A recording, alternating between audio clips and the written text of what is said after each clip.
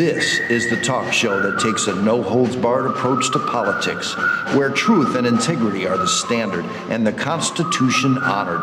From Renaissance Studios, this is Champion News Talk Radio.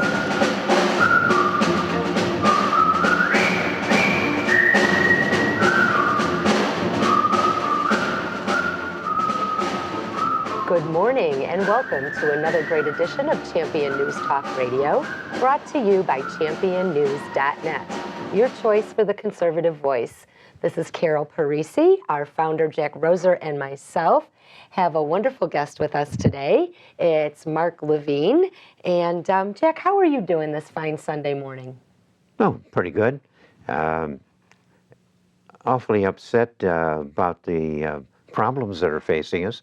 Not much room for optimism when the state and the nation are all going over the cliff and the politicians are a bunch of lemmings not seeming to be aware of the thing. Joe Walsh was on television a little bit ago and erupted on somebody nearby and said, oh, how terrible. And I talked to Joe afterwards and I said, hey, when you got this big a problem, you got to have that big a reaction to it.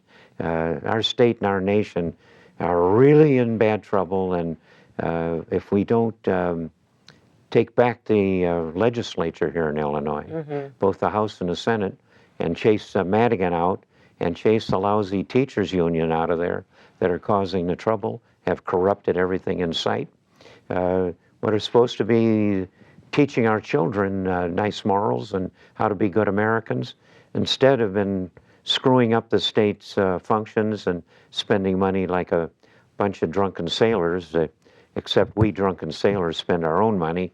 And it's insulting to the drunken sailors.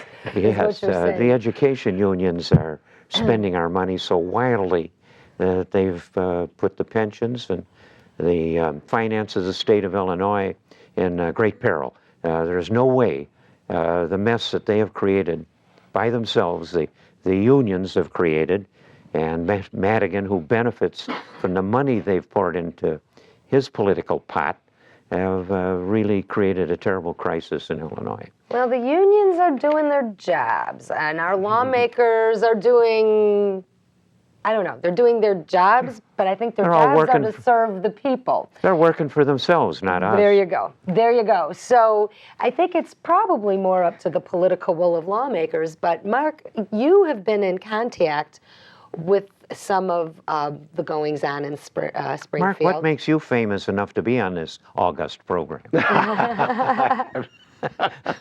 You know, look, I've spent 20 years in the financial markets, and what I noticed in the last few months is really, you know, looking at the the pension situation here and the state's general fiscal situation. We needed more people sort of stepping up and saying, this is, the math doesn't work here. It has to be fixed. And so I basically have tried to step in and sort of apply some financial analysis to the situation. But it's one of those things. It's sort of the more you look at, the closer you look at this, the uglier and uglier it gets. Well, how bad is it? How bad is it? Well, I was here with you guys about 6 months ago, and so nothing's been done since then, and so we're $3 to $4 billion further in the hole. 3 to 4 billion in the 6 months since I was didn't here. Madigan just pass a bill down there to buy $3.7 billion of bonds in a business that you know a good deal about? Yeah. So $3.7 billion just to pay the pension deficits for this year, and it's going to go up to as much as, stretch it out a few years, $20 billion. That's exactly right. I saw an interesting.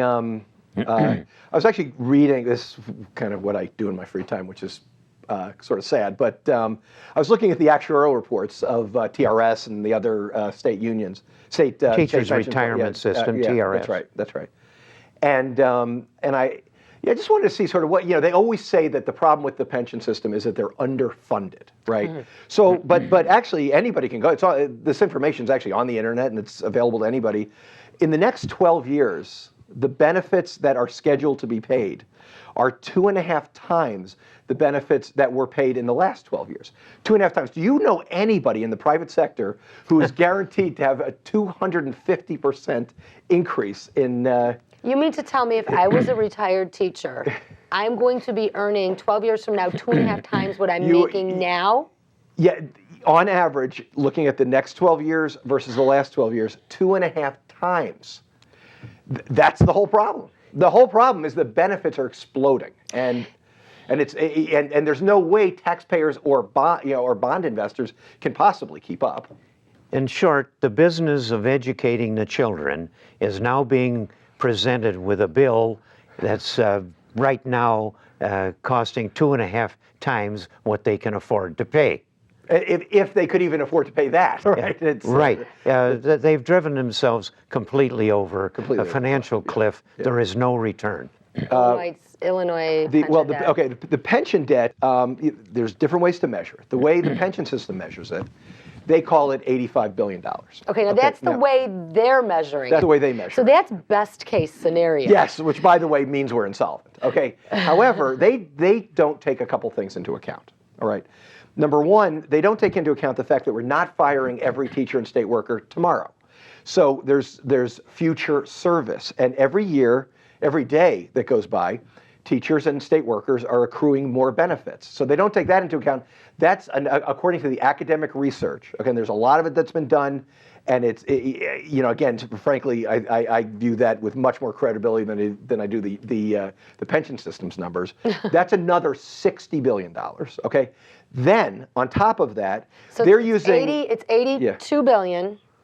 Plus 85 billion, and then call it 60. another, say $60-70 billion for future service that we can get rid of if we reform the system and get all these teachers and state workers into 401ks like the private citizens. Wait a minute. The unions have prevented them from firing more in the whole state, and they've got about 900 different school districts, and out of that whole damned bunch, they never get beyond about 7 teachers a year for the whole state that they fire. That's all they fire is 7 teachers a year? They You never pretty much have to attack a student with a screwdriver or something to get fired. I mean, even then. Not even then. Listen, in my own district, I can't even tell you the awful things that got done on the school bus. The coach off in Pennsylvania that's in trouble. It was worse on the school bus. They hid this thing. I happen to know through friendship with some of the mothers involved in this thing that the teacher that was involved in this foolishness, they gave him $25,000 to go elsewhere instead of firing. They just hushed it all up. Why? Because the unions have made it immensely expensive. It takes many months, years to go through the process of firing the worst of teachers, and it costs them upwards of $150,000 to get rid of them. So what they generally do with a lousy teacher, if they do anything at all, is they rotate him among the schools of the district. Everybody gets to share the misery of this jerk. They're the furthest thing from Jack, who ran General Electric. He tried to his mission was to carve 10% off the bottom constantly in order to improve the quality of the employees in General Electric. Jack Welch. Yeah. So pretty good management technique, although a little bit rough, but a lot better than never firing anybody. Of course, yeah. That's the way the private sector works. It's why the private sector. It's performance-driven. It is performance-driven. I don't think our schools are performance-driven because clearly our children are not exceeding. We want good education for our kids. As a mom, I want a good education, but I don't want a bureaucracy. I want my kids to get a job. They're hanging out on Wall Street. I think their parents are probably happy because they're not hanging out in the basement anymore. It's like, oh, thank God, they're now hanging out on the streets with their tent that we can have some, no. Listen, they're returning to the homes. Education got too expensive, so they're coming back home, and it didn't help them get a job either. The other piece of this is and this is sort of another this is another $60 or $70 billion, Carol. Well, I know that we're throwing numbers around like it's sort of chump Drunken change, but sailors. the pension system uses a discount rate to take those these future benefits which we've talked about, that they're growing by sort of leaps and bounds, to bring it up to a present value. Okay, and the number they use is 8.5%. That's the design of that is to be a proxy for investment returns, which is, number one, completely unrealistic, and number two, is sort of nonsense, because they don't actually have assets to support. They don't have invested assets to support anywhere near the benefits that are that are due. So it's sort of apples and oranges here.